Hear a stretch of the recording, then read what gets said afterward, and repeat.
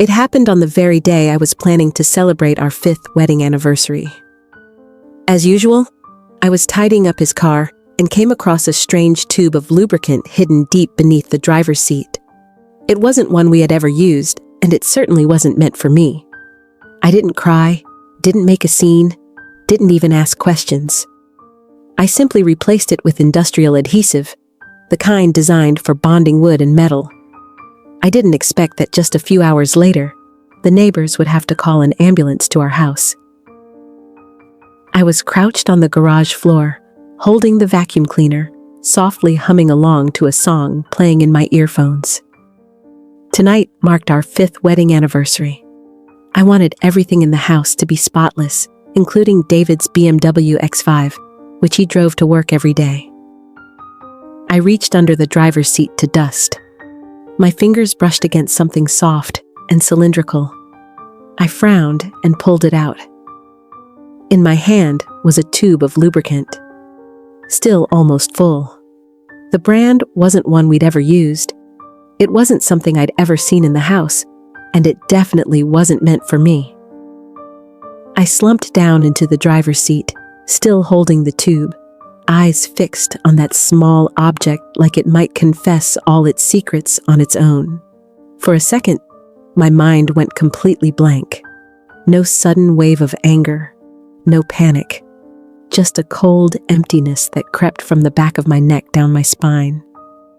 I whispered to myself, as if speaking to no one but the silence. "Well done, David. Bravo. Our 5th anniversary, and this is the gift you left behind. Nearly new. Not even used up yet. The fun must still be ongoing." I unbuckled the seatbelt, leaned over to the glove compartment, and opened it. Just to check. Just in case this was all a misunderstanding. But the moment I saw what was inside, all doubt evaporated. There it was. A cheap, thin bracelet with a small metal charm etched with the letter C. A wave of cloying perfume hit me immediately. Chloe. That scent was unmistakable. The same sickly sweet perfume our young housekeeper sprayed on herself every morning before starting her chores. I didn't cry. I didn't even shake. I simply placed both items gently into my purse, closed the car door, and walked back toward the house as if nothing had happened. David got home at 6 in the evening, right on time as always. In one hand was a bouquet of vibrant red roses wrapped neatly in glossy paper, and in the other, a small gift box. He smiled brightly, walked over, pulled me into a hug, and kissed me gently on the cheek. "Happy anniversary, love. I made a reservation at that new Italian place downtown. You're going to love it." I gently removed his hand from my waist, smiled, and took the flowers, then walked into the kitchen and set them down. "Thank you. Your car was a bit dirty, so I gave it a quick clean. Vacuumed it, wiped everything down, fixed a few things." He laughed and followed me inside. "Oh, you're the best. Did you find anything of mine in there?" I turned to look at him, keeping my expression soft and a faint smile on my lips. "Oh yes, a few interesting things. But I figured you wouldn't need them anymore." His face froze for a second. His eyes blinked once. When he spoke again, there was a slight edge to his voice. "What do you mean?" I looked at him and slowly placed my hand on the counter. "I mean, the scent in your car today was quite distinct. Not the perfume I use, and definitely not new car smell. It reminded me of the perfume Chloe wears, that sharp, sweet kind. I've noticed she likes that one." David hesitated, but only for a moment. Then he laughed, trying to sound at ease. "Oh, come on, love. Don't be paranoid. I just gave Chloe a ride to the store this morning because it was raining. That must be where the scent came from. You know me. It's only ever been you." I stayed silent for a beat, then nodded, still smiling. Maybe I am being paranoid. Either way, you should go get changed. We've got dinner soon. I walked past him, calm as if nothing had happened. But inside me, something had quietly fallen apart. I walked down to the kitchen after checking my bag, where I had stashed the tube of gel and the bracelet with a tiny letter C on it. The scent of morning coffee still lingered faintly in the air, but the first thing that caught my eye was what Chloe was wearing. She was bent over, wiping the stove, in a crop top that exposed her entire back, and a pair of shorts that made me question whether they were even long enough to be called shorts. I stopped at the doorway, my voice cold. "Chloe, even if you're in our home, you should dress a little more appropriately." She turned around, eyes wide with faux innocence that almost made me laugh. "Oh, Mrs. Sophia, I'm sorry. It's just really hot today." David said dressing like this at home was totally fine and comfortable. I didn't respond right away. I stared into her eyes, the way they blinked, and tried to hide something.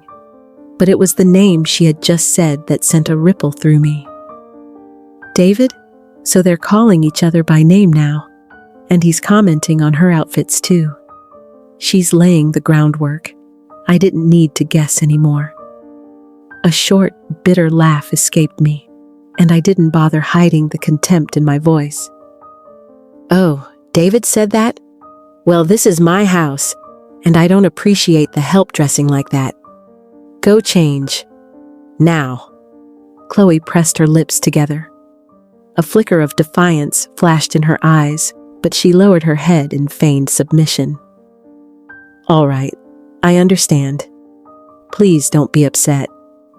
She walked past me, brushing her sleeve lightly against my arm on purpose, like some kind of petty challenge. A cheap, sweet perfume wafted up to my nose. That scent. That exact scent. When David was showering in the bedroom, I opened the drawer of the vanity and took out the tube of gel I had picked up from the car that morning. My hands didn't tremble. My heartbeat stayed strangely steady. I squeezed out every drop of gel into the trash. The sticky liquid dripped down slowly. I turned on the tap, rinsed the tube, carefully dried the outside with tissue, then set the empty shell on the table. "You like things smoother with gel, don't you? Let me give you a hand. This anniversary gift will be one you'll never forget." I opened the repair cabinet. The tube of industrial adhesive was still new, the kind I usually used for woodwork. I filled the clean tube with glue, pressed the nozzle tight so it looked just the same as before. No sign it had ever been touched. I waited for the surface to set, then carried it lightly out to the garage. I opened the car door and slid it back under the driver's seat, right where I had found it. "Wishing you two a truly unforgettable bonding experience tonight. I wonder how you'll explain it to the doctors." That night, everything seemed normal until I jolted awake in the middle of the night to the sound of a scream coming from downstairs. A sharp, high-pitched, panicked scream. A woman's voice. Then came a man's groaning, mixed with the sound of things clattering. I sat up without turning on the light. My face was expressionless. I opened the bedroom door and stepped into the hallway, deliberately pulling the door just enough to make a noise so they would know I had just woken up. "What's going on? What's all that noise?" David's voice echoed from the room below.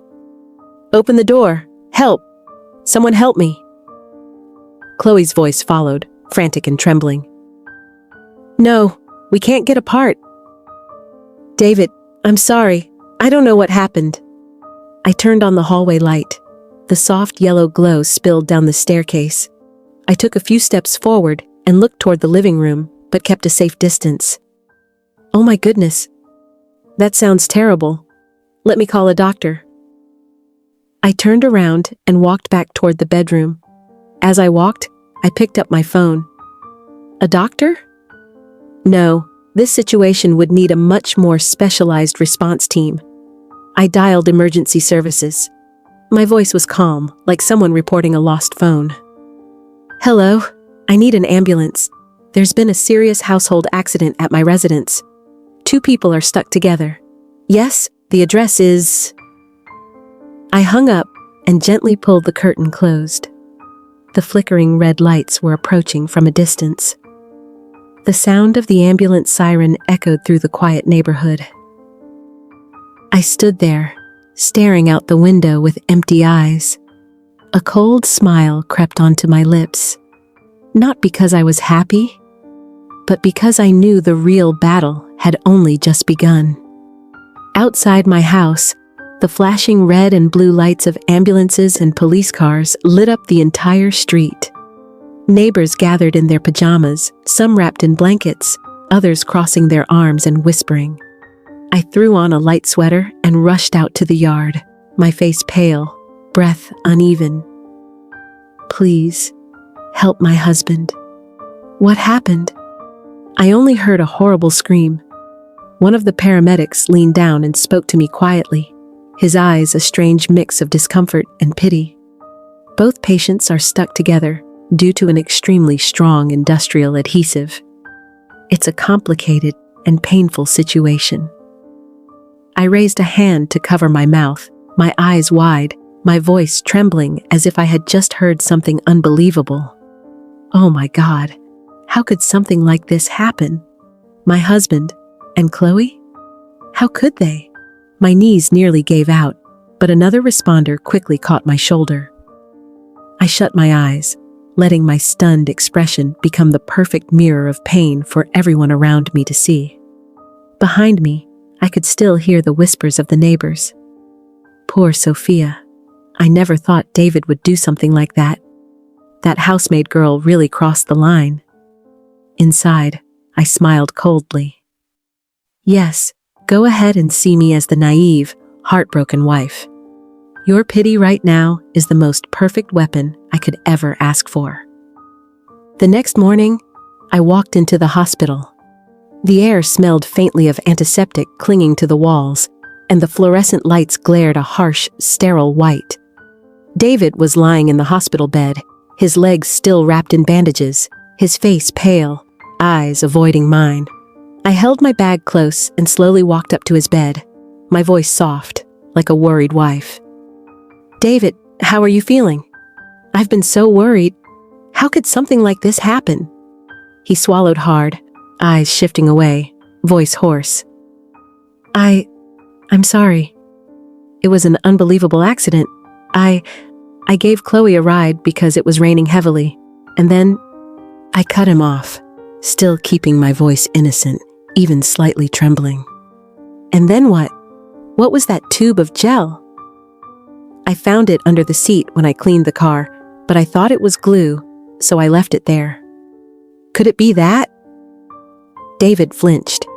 His eyes flickered with a mix of fear and shame. He spoke quickly, like someone trying to cling to a flimsy excuse. No, it wasn't that. It was personal lubricant, but I had it for a reason. To lubricate the window hinges in the car. They've been squeaking. Inside, I let out a bitter smile. Lubricating the car hinges? A lie so pathetic it was almost pitiful. David, do you think I'm an idiot? I looked him straight in the eyes, pretending to be puzzled. Lubricating car hinges? Then why was it in Chloe's room? And why were you two using it that way? David stammered, his words falling apart. I don't know. Maybe Chloe stole the gel from me, and she accidentally used something she shouldn't have. Yes, that must be it. I left the room and walked toward the patient family area. Chloe was sitting there, curled up, hair a mess, her face swollen from crying. Her clothes were sloppy, nothing like the flirtatious image she usually carried. When she saw me, she quickly looked up, her voice breaking through tears. Sophia, I swear I don't know what happened. I found that tube of gel in David's room. I thought it was lotion. I had no idea it was industrial adhesive. I'm so sorry. I looked at her, and inside, a silent laugh of pure sarcasm rose up. The two of them had agreed on a perfectly rehearsed script. Blame it all on some stupid mistake. But they had both forgotten one thing. I was the one who switched it. I sighed, let my face soften, and spoke in a voice full of sympathy. "It's all right. Maybe this was just an unfortunate misunderstanding. Don't worry about anything and just focus on getting better. I'll take care of things at home." I turned away, leaving behind her tearful, grateful eyes. As for me, I knew this play had only just finished its first act. I returned home just as the sky began to lighten. The house was silent in a way that chilled me, and the pale morning sunlight outside did nothing to warm the growing emptiness inside me. I sat down on the living room sofa, the leather chair where David used to recline after dinner. My eyes rested on the arm of the chair, then drifted to the window frame before locking onto the blank white wall ahead. I didn't want to think anymore, but my mind wouldn't let me go. Old images came rushing back, vivid as if they had just happened yesterday. A few months ago, I had woken up in the middle of the night, thirsty. When I stepped into the hallway, I saw Chloe moving quietly in the kitchen. She was wearing a paper-thin nightgown, so short that I had to look away out of sheer discomfort. The next morning, I asked David, "Did you see what Chloe was wearing last night? I think I should remind her to dress a bit more modestly. This is our home, after all." David didn't lift his eyes from his phone. His tone was flat, like I was complaining about something trivial. "Don't make a big deal out of it. She's young. Let her dress comfortably. You're overthinking again." I stayed silent. Maybe I really was just being too sensitive. Another time, I walked into the living room while David was watching a football match. Chloe was standing by the table, holding a tray of drinks, but her eyes were fixed on David. That look was unmistakable. It wasn't the gaze of a housemaid. As I stepped closer, she quickly lowered her head and placed the tray on the table in a rush. I asked her directly, "Chloe, what were you looking at?" She fumbled for words, her voice barely audible. "Oh, I was just wondering if you might want some more drinks." I looked over at David. He simply shrugged and kept watching the game, as if nothing had happened.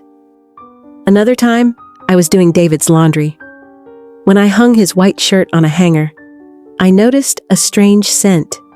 It wasn't the detergent, and it wasn't any perfume I'd ever used. I picked up the shirt and asked David while he was brushing his teeth in the bathroom, "Why does your shirt smell like a woman's perfume?" David spat into the sink, then answered quickly, as if he had rehearsed it. "There are a lot of women at my office. It's normal for the scent to linger. Don't worry, honey." I let out a small laugh, telling myself I was just being paranoid again. Now that I think about it, I feel stupid. All the signs were there, clear as day, and yet I believed his sweet little lies. I gave him far too much trust. I stood up and walked toward the shoe cabinet where the Wi-Fi router and the security camera DVR were stored. I had installed a ceiling-mounted camera system earlier this year, after a break-in at the neighbor's house. I unlocked my phone and opened the surveillance app. Scrolled back to last night's footage. My hands didn't shake. My eyes didn't blink. Only my heart clenched tighter with each beat as the images appeared. The screen lit up. Chloe was sitting on the sofa, her head tilted slightly toward David. She wore a thin, cream-colored nightdress, legs crossed in a way that felt far too unnatural for a household worker. David sat close beside her, his arm resting casually along the back of the sofa behind her. I couldn't make out their voices, but the way they looked at each other said more than enough. Chloe lowered her head, said something. David chuckled softly, then stood up and reached into his pocket for his car keys. I gripped the phone tighter. Still didn't blink. I paused the video and zoomed in. There was no mistaking it. It was the BMW key. David walked quickly out the door. The front porch camera caught him unlocking the car, leaning into the driver's seat, and returning with something small and cylindrical in his hand. I knew exactly what it was. the tube of lubricant. I hit play again. The footage switched back to the living room. David returned, holding the tube, and handed it to Chloe. She took it, smiled faintly, and stood up. The two of them walked toward the guest room, where Chloe usually stayed a few nights each week. I repeated the words silently in my head, one by one. There's no doubt anymore. They did it, in this house, while I was asleep upstairs. And they used that very tube of gel, the one I found this morning. I saved the footage, carefully labeled the file with a coded name, and backed it up to the cloud. All right, David and Chloe, do you think I'll be a fool forever? Who do you take me for? A mere shadow in this house? Then don't blame me. Your game has only just begun. I will make every lie and every furtive touch of yours pay. Not only with physical pain, but with humiliation as well. I stood up and walked to the window. Daylight washed over the pale white paint, but in that moment, it all felt utterly meaningless to me. I stood at the door, my hand resting lightly on the wooden frame, eyes fixed toward the end of the lane as I heard a car stop. David got out first. He walked with a limp, his back slightly hunched. His face looked wan, his chin dotted with unshaven stubble. I could tell he was trying to hide his shame by staring down at the tiled ground, as if it were fascinating. I hurried down the steps, my voice soft and concerned. David, you're finally back. I've been so worried these past few days. He didn't meet my eyes. His voice was clipped, almost pushing my concern away. Yeah, I'm back. I'm exhausted. I didn't respond. Instead, I turned to the one who stepped down after him. Chloe. She wore baggy joggers and a hoodie pulled over her head, carrying a worn canvas bag. Her face was drawn, and she took short steps as if each one sent a new jolt of pain through her. I spoke with concern laced subtly with scorn. Chloe, you're back too. It must hurt a lot. Just rest. Don't worry about anything at home. I'll take care of it. She bowed her head and muttered a quiet thank you. I watched the two of them shuffle inside. Seeing them move like two boiled shrimp filled me with a strange satisfaction. But this was only the opening act. I laid out dinner on the table with all the family's favorite dishes. The smell of grilled meat, mashed potatoes, and hot soup filled the kitchen. I sat down and gently placed a medium-rare steak on David's plate, smiling brightly. Eat up. Beef is good for the blood. I cooked it a little rare and added extra black pepper. You like it that way. David looked at the steak, hesitated for a moment, then frowned. Do you know your wounds need to avoid spicy and hard-to-digest food? If you eat that, it'll swell up. I put a hand to my forehead, my voice tinged with faux regret. Oh, I'm sorry. I forgot. I paused, then lowered my voice slightly while still smiling. But you said it was only your leg that was injured, right? I don't think it's that serious. Just eat. David froze, his face drained of color. He said nothing more, only stared at the table and picked up a spoonful of mashed potatoes. I turned to Chloe and served her a portion of roasted chicken smothered in bright red sauce, the spicy aroma cutting through the air.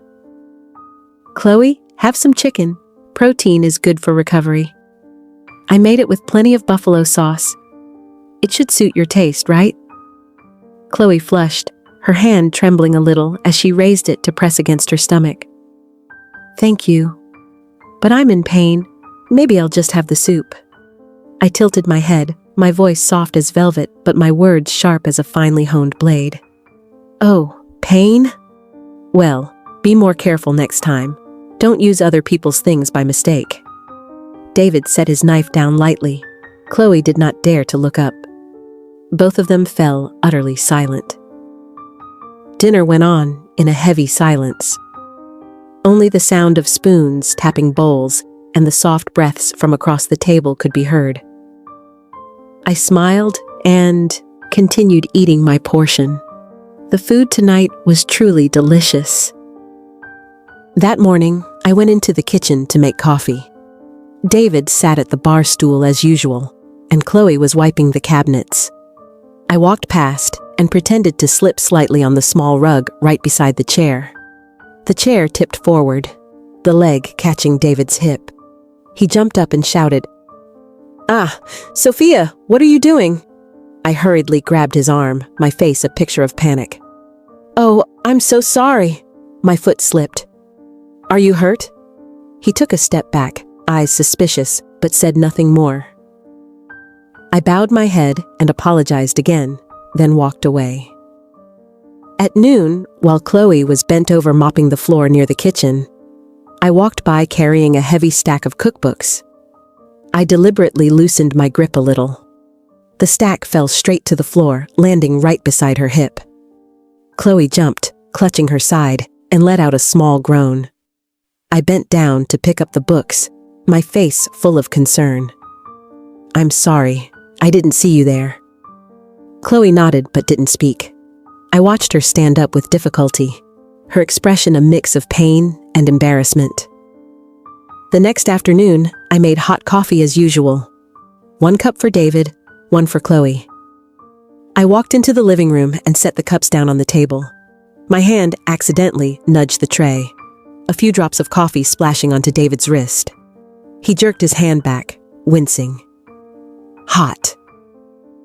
I squinted, my voice low and gentle. "Oh, sorry, I'll be more careful next time." I turned to Chloe and tilted my hand slightly so a little coffee spilled near her cup. She pulled her hand back and stared at me in silence. I smiled and walked away. 3 days later, the house began to carry a strange, hard-to-describe smell. Not the scent of food, not like medicine. Something heavier, stranger. David sat on the sofa, frowning, bending down to sniff his shirt. "Why does it smell so weird?" I stood a few steps away and pinched my nose. I smelled it too. Probably just the damp weather, or maybe that antiseptic smell from the hospital clinging to things. I said that and turned away. But when Chloe walked past, I casually waved my hand in front of my nose. I looked at her and asked hesitantly, "Do you smell anything strange?" Chloe stood still and said nothing. Her face flushed and her eyes dropped to the floor. David was silent, his hand clenched tight. I knew those wounds did more than cause physical pain. The nagging itch, the odd stench, the lingering burning began to wear away their patience.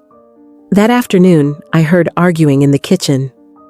I stepped up quietly behind the door and listened. David's voice was rough, almost shouting. "Can you be more careful? You spilled all the soap on the floor." Chloe did not stay silent this time. Her voice rose with resentment, almost crying. "Can't you see I'm in pain? You only think about yourself." I stood outside, watching the door ajar, and smiled. "Keep arguing. The seeds of suspicion I planted are sprouting now." I went back to the room and sat in the chair by the window. Evening light dimmed, and shadows fell across the cold wooden floor. I looked up at the ceiling. I said nothing. I only felt a slow, spreading satisfaction fill my chest. My two prey were struggling in physical and mental pain. But I knew this was not the end. Sooner or later, they would notice the strange coincidences. And when that happened, the real war would begin. That night, I lay in bed, a book in my hand, but not reading a single word. Beside my ear came a soft sound, like wind whistling through a crack in the door. In fact, it was the live feed from the bug I had hidden in David's bedroom. I didn't install it by chance. Everything was part of the plan. The voice came through, a familiar soft female tone. "David, this all feels so strange. Why is she being so good to us? All those foods that cause swelling, and the times she accidentally touches our sore spots. I curled my lips slightly and tilted my head to listen more closely. David's reply was hoarse and laced with caution. I noticed it too. She's not simple. Maybe she knew from the start, and that tube of gel, it wasn't random. Chloe's voice sounded startled, clearly afraid. You mean she deliberately swapped the gel with glue? Oh my God, she's vicious. David's voice turned cold as ice, emotionless. Be quiet, you're not innocent either.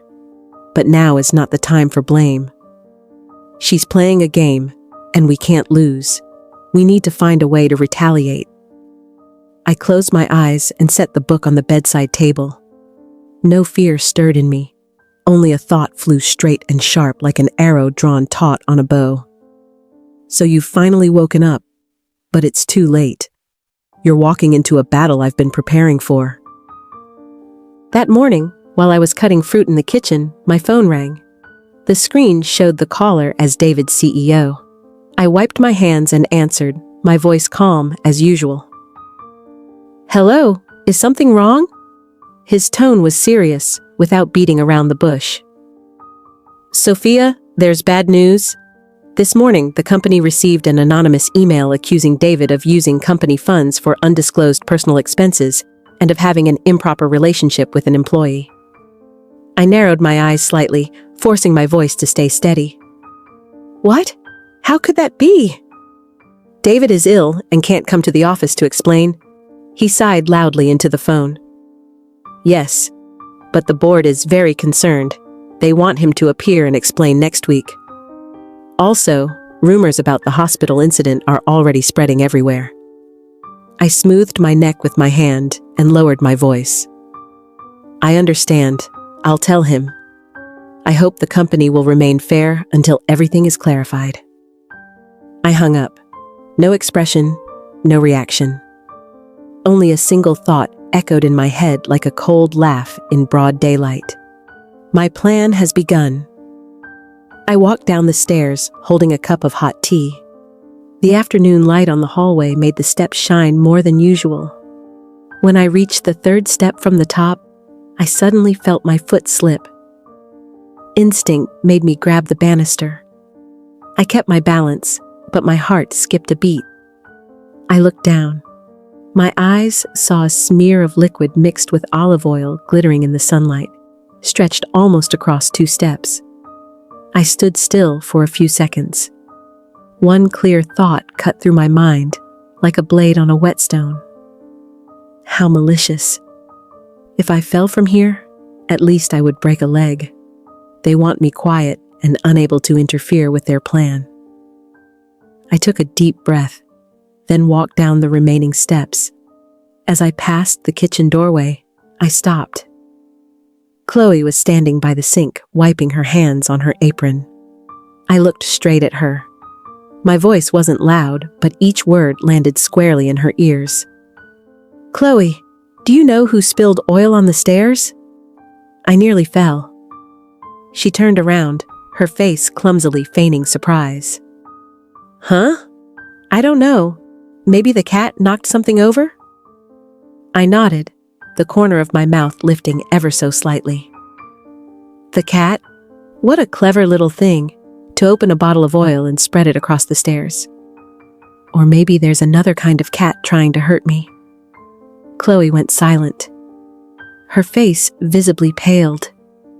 She didn't dare meet my eyes, only bowed her head and kept washing hands that no longer needed washing. That night, I walked into David's study. He was sitting at his desk reading the news on his computer, coffee cup still in hand. I stood in front of him and didn't waste time. I spoke clearly, each word landing like a charge in a courtroom. David, are you and that maid of yours trying to kill me? Oil on the stairs. Do you really think I'm too stupid to notice? He slammed his cup down on the desk. His face flushed, eyes blazing. So, this is your real face? And you think I don't know about the gel? You're insane. You've ruined my life. I stood still, didn't flinch. My voice was calm, like I was reading out a recipe. I ruined you? Or did you ruin yourself? You're the one who cheated. The one who brought an affair into your own home? And that tube of gel, do you have any proof it was me? Can anyone confirm I touched it? Because the whole neighborhood knows you and the maid were glued together in her room. David's fists clenched. He stepped forward, voice low and tight. You want to die? I didn't back down. I stared him straight in the eye, my voice cold as stone. Go on. Hit me. I dare you. One slap from you would be perfect evidence for domestic abuse. Add that to your affair, and I'll make sure you lose everything. Your job, your reputation. You'll end up in jail. Do it. I'm waiting. David raised his hand halfway into the air, but it didn't come down. He just stood there, trembling with rage, then turned and walked out without saying a word. I watched his back as he left, and I felt no more anger. Only one thing was clear to me now. They were afraid. They knew I was no longer the docile little lamb they could lie to. Now, the battle was finally even. I sat at my desk. The light from the desk lamp reflected off the glass surface of my laptop. I opened a folder labeled with a coded name. One by one, the video clips, audio recordings, and photos appeared. Each file was a puzzle piece in the full portrait of betrayal. I opened a blank document, titled it, The End. I thought to myself this time, there would be no hesitation. I had to end this game before they had the chance to strike again. All right. You want to play big? I'll play bigger. You want to destroy me? Then I'll destroy your lives completely. It's time to bring out the final cards. I started typing. Every line that appeared on the screen was an arrow aimed straight at their careers, their reputation, and their future. I sat in the study, the computer screen casting a cold, unfamiliar light on my face. In front of me were rows of browser tabs already open. TMZ, Page 6, Daily Mail. Beside them, an email inbox full of carefully drafted messages. And of course, the anonymous social media accounts I had created weeks ago, each with a spotless activity history. I stared at the screen, lips pressed together, hand resting on the mouse. The timing was perfect. These files, recordings, photos, video clips were no longer just evidence. They were weapons. I opened the video editor. On the timeline was a scene of David sitting close to Chloe in the living room. He smiled and handed her his car key.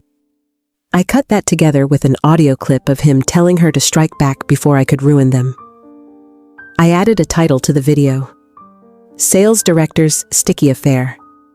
Scandal with house cleaner turns into medical emergency. I looked at the words on the screen, a headline explosive enough to blow up any newsfeed. Early Monday morning, while the rest of the world was still curled up under warm blankets, I was already in my robe, sitting in the kitchen with the first sip of coffee warming my throat. I opened my laptop and logged into the anonymous account. I clicked the mass send button. The video link was delivered to the inboxes of 6 tabloid reporters who specialized in major scandals. At the same time, I uploaded the clip to Reddit and Twitter, complete with a curated set of guiding hashtags. I leaned back slightly, closed my eyes, and whispered to myself, "Happy Monday, David. You're going to have a workday to remember?" Only 10 minutes later, the phone began ringing non-stop from the bedroom. David, still groggy with sleep, stumbled out of bed, his face already twisted into a frown. I stood just outside, leaning on the doorframe. "What? What video? Wait, I'll be there. I'm coming." David shot up from bed, grabbed his phone, and unlocked the screen. Within seconds, his face turned sheet white. His hand trembled visibly. Sweat formed on his forehead. His eyes, wide and hollow, darted across the flood of headlines. He turned to me, his voice cracking into a frenzied yell. "Sophia, are you insane? What the hell have you done?" I placed my coffee cup gently on the table. My voice was light, as if I were casually sharing a morning joke. "Oh, me? I'm just helping you and dear Chloe become famous. The whole world is celebrating your sticky little romance." David opened his mouth to say something, but the phone rang again. He picked up, whispering this time. I stood there, arms crossed, waiting to see which wave would hit him first. The first call came from David's company CEO. "David, can you explain what's going on? The company's reputation is taking a serious hit. You are hereby suspended from your position as sales director, pending investigation." David gripped the phone tightly, muttered something through clenched teeth, then hung up abruptly. Before he could catch his breath, the next call came from my mother-in-law. "David, this is shameful. The entire family is being talked about. You need to apologize to your wife right now." He threw the phone onto the bed and shouted, "Shut up, all of you. Just leave me the hell alone." Chloe walked out from the guest room.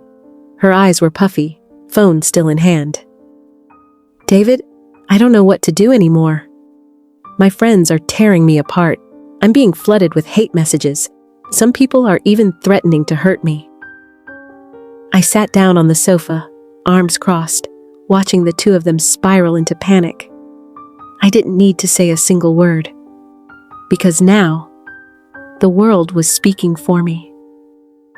I sat in the car, sunglasses shielding my eyes, though my gaze cut straight through the late afternoon light. The camera, already fitted with a telephoto lens, sat ready on the passenger seat, its red light blinking steadily, waiting for action. My team of paparazzi was scattered discreetly around the hospital's side entrance. There was no need for reminders. I'd already given them their instructions. I rolled the window down halfway. My voice wasn't loud, but it was sharp and unmistakable. "They'll have to come back for follow-up exams. I want the clearest shots of the pain and humiliation on their faces. And if you can, get a snap of any medical report they're holding. Timing is everything. No blurry images, no mistakes." The team leader nodded, adjusted his earpiece, whispered into his mic, and signaled for the others to get into position. I leaned back in my seat, one arm resting on the window frame, my breathing steady. Now this was when the game really got fun. That afternoon, two figures emerged at the far end of the hospital corridor leading to the side entrance, David and Chloe. Both wore full face masks and oversized sunglasses that covered most of their features. But no mask could hide their limp or the agony written in every movement. I watched as David hunched slightly, one hand gripping his side. Chloe moved at a glacial pace, her knees visibly trembling as if each step was a punishment. A reporter darted out from the left, microphone steady in hand. "Mr. David, your video is going viral. Do you have anything to say? Is this the real reason you and Miss Chloe were hospitalized?" David immediately turned his face away, but not before the cameras caught him. Chloe raised her hands to shield her face, just as a folded paper slipped from her medical folder and drifted to the ground with the wind. A nearby paparazzo reacted instantly, scooping it up and reading aloud with a voice as clear as a primetime anchor. "Diagnosis: acute vaginitis due to chemical exposure and foreign object. Surface tissue damage in genital area. Minor necrosis. Impaired sexual function." I saw David lunge forward, snatching the paper. "Give it back! You have no right!" His voice cracked, his face now flushed purple. Chloe burst into tears, the sound cutting through the air like a scream. "Please stop filming. Please just leave us alone." I didn't need to show my face. Every camera had already done its job. Lenses kept tracking as they stumbled back into the hospital, unable to outrun the shame. The media could spin stories. But this time, the truth didn't need words. The proof spoke for itself. That night, when David returned home, I was already sitting on the sofa. The glass of red wine in my hand remained untouched. He didn't say a word when he walked in. He stood there for a moment, then slowly sank to his knees on the floor. His voice came out hoarse, stripped of the arrogance he used to wear like armor. "Sophia, please forgive me. I was wrong, but you've destroyed me already. I've lost my job, my reputation. My friends have all turned their backs on me. I'm nothing now." I stared at him for a long moment, then placed my wine glass gently on the table, stood up, and stepped in front of him. "You're still a cheater, an adulterer, and now, a failure. This is the price you pay." The door to Chloe's room creaked open. She stepped out, face swollen, eyes bloodshot from crying. "David, what am I supposed to do now? Everyone knows I'm the homewrecker."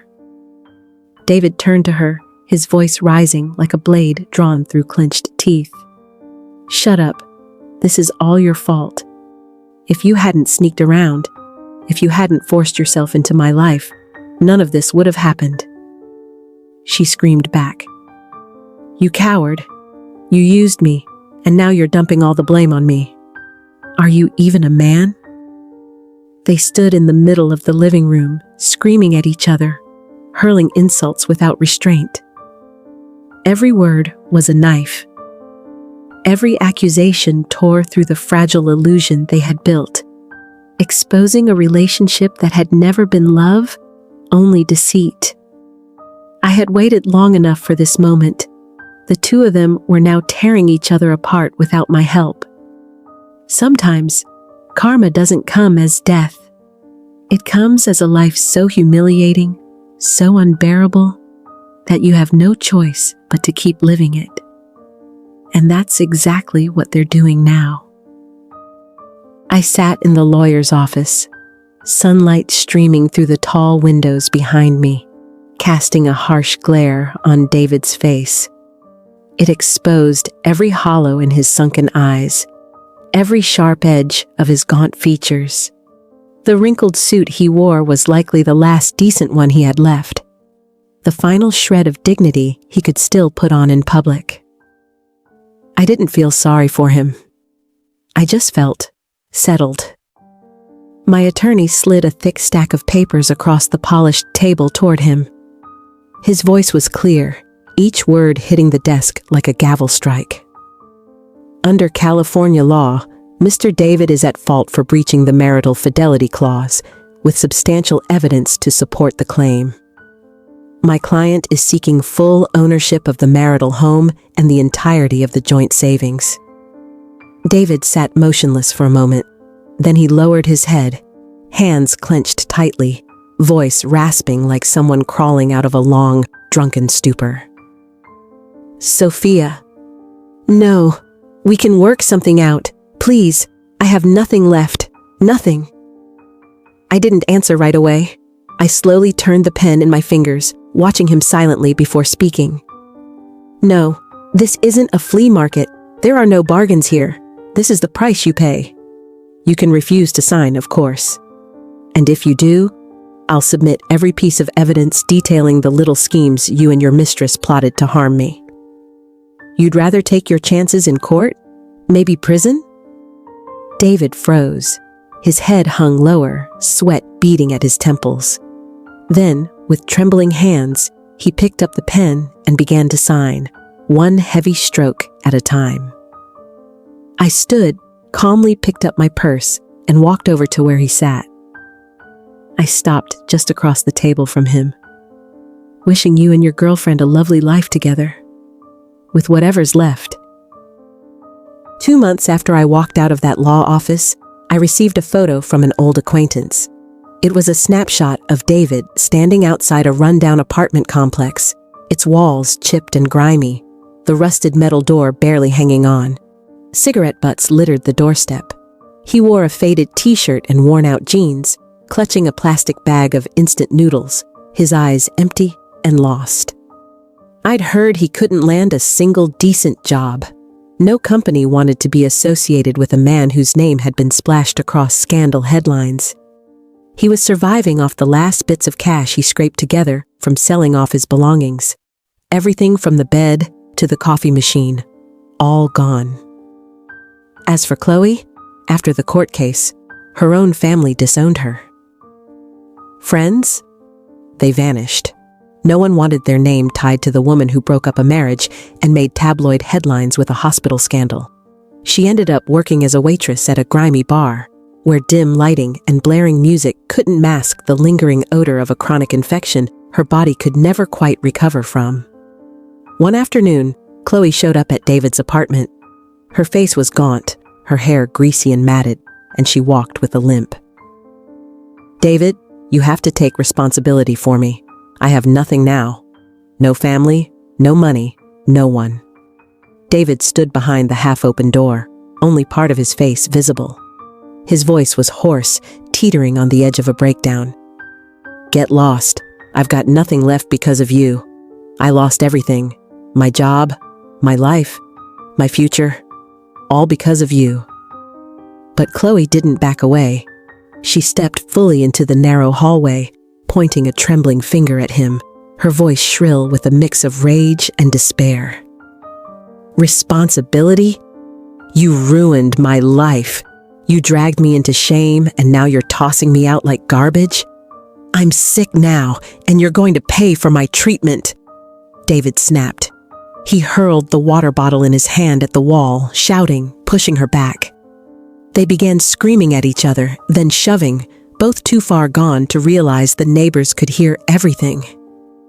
Someone did more than just listen. A neighbor recorded the whole thing. I don't know how the clip found its way to me, but it did. The video showed the chaos in full. Police were called. Chloe was handcuffed for disturbing the peace. David was issued a formal warning. He ended up slumped on the curb, head in his hands, staring into the void like someone who had finally hit rock bottom. I turned off the video. Leaning back on my chair, legs propped up on the sofa, I closed my eyes. I didn't feel joy, but I felt justice. They had dragged each other into the gutter, and I hadn't needed to lift a finger. 1 year after everything ended, I stopped by a small bar downtown with a few close friends. It wasn't the kind of place I usually went to, but that evening, we had just closed a major deal and wanted something different. As I walked in, bathed in flickering red and violet lights, the smell of beer mixed with cigarette smoke and cheap perfume clung to the air. I pulled out a chair and had just sat down when a familiar figure caught my eye. Chloe. She was wearing a skin-tight, absurdly short dress with a neckline that plunged too low, exposing skin already worn and creased from sleepless nights and nicotine. She was pouring drinks for a customer with one hand, wiping down a glass with the other. Her crooked smile couldn't hide the exhaustion on her face. I wasn't surprised. I just tilted my head slightly. "Oh, so the pretty little thing from before had fallen this far?" Chloe looked up. Her eyes met mine. "Sophia." I raised my glass, smiling. "Congratulations on the new career. Looks like you finally found a job that suits you." Her face flushed red. Chloe quickly lowered her gaze, stepped back, and turned to walk away. A few nearby patrons began whispering. "Isn't she the one from that glue video? Wow, it's really her. God, she looks rough." I didn't say another word. I simply finished my drink and turned back to my friends, continuing our conversation as though nothing had happened. 2 years after the divorce, I was living in the old villa David once dismissed as a lifeless showroom. Now, every painting on the wall, every flower in the garden, every morning cup of tea carried a real meaning. Peace. The company I ran was thriving. I attended conferences, closed new deals, and most importantly, I did it all on my own. No one backing me up. No one clinging to my side pretending to be loyal. One evening, as I was heading home from the office, someone knocked on my car window at a red light. I rolled it down, It was David. He stood there, hair disheveled, in a tattered coat. His eyes were sunken. His breath reeked of alcohol. His voice was hoarse. "Sophia, I just need a bit of money. Just a little. I haven't eaten." I looked at him for a long moment. Then I rolled the window back up, without a word. The car pulled away from the curb, leaving him behind in the dust and fading light. As for Chloe, she still worked at that same bar. Word was, her condition had become chronic. One night, after a long shift, she drank too much, slipped, and fell down the back stairs of the bar. They had to call an ambulance. She stayed in the hospital for 3 days. No one visited. No one asked. No one mentioned her. I stood on the balcony of my penthouse, a glass of wine in hand, looking out over the glowing city lights of Los Angeles. The streams of headlights moved like rivers that never stopped flowing. Life always finds a way to be fair. Every betrayal has its price. I gave them a chance. They chose to destroy themselves. Now, when I look back, there is no anger, no pain, no hatred. Only a quiet sense of closure. A new chapter of my life has begun. No more lies, no more tears. Only the peace I truly deserve. I finished my glass of wine. Revenge is not about taking someone's life. It's about making them live with the consequences of their choices, in regret, in shame, in silence. And I made that happen, through patience, through strength, and through intelligence. If you found this story worth reflecting on, leave a comment, hit like, and subscribe to Revenge Diary to hear more true stories about women who once seemed fragile, but turned out to be stronger than anyone ever imagined.